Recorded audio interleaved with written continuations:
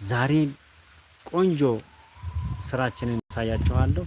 በትንሽ ቦታ በቆሎ፣ ሸንኮራ፣ አባጮማ የሰራንበትን በግቢያችን በራሳችን ግቢያችን ውስጥ በትንንሽ ቦታ የፈለግን ነገር ማድረግ እንደምንችል አሳያችኋለሁ።